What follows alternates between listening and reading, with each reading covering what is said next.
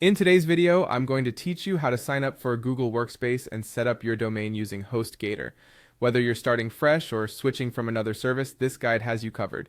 First, let's get started with signing up for Google Workspace. You'll need to choose a plan that best fits your business or personal use. Once you've selected your preferred plan, follow the prompts to create your account.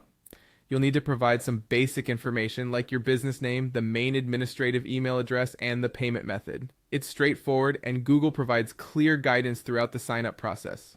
Once your account is up and running, the next step involves verifying your domain ownership, which is crucial for linking your domain to Google Workspace.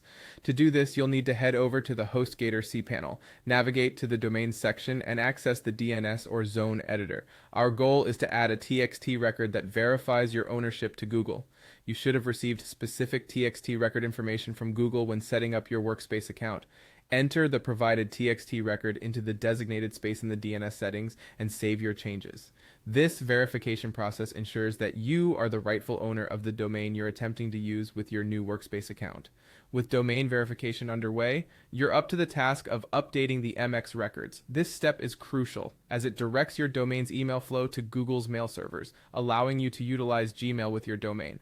Back in the HostGator cPanel, still in the zone editor, locate your domain and find the MX record settings. Your current mail server information will appear here. You'll need to replace these with Google's MX records, which you can easily find in Google Workspace Setup Guide documents. Carefully enter Google's MX records with the exact priorities and values as listed. This ensures emails are correctly routed through Google servers. Be sure to save all your changes and then be patient. DNS propagation can take anywhere from a few minutes to up to 48 hours to complete. During this time, your DNS changes spread across the internet. After successful propagation, you can start creating user email accounts in Google Workspace. This is straightforward from the Google Admin Console. Simply navigate to the Users section, and you can add each employee or team member. You'll need their first and last names and the desired email address. Google Workspace allows for intuitive management of users, so explore the additional settings to optimize each account's permissions and privileges if required. Finally, should you need to migrate emails from a previous service, Google Workspace provides built-in migration tools.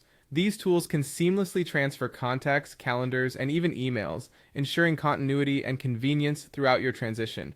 By following these steps, you're all set to enjoy the powerful features of Google Workspace in perfect tandem with your HostGator domain. Happy email!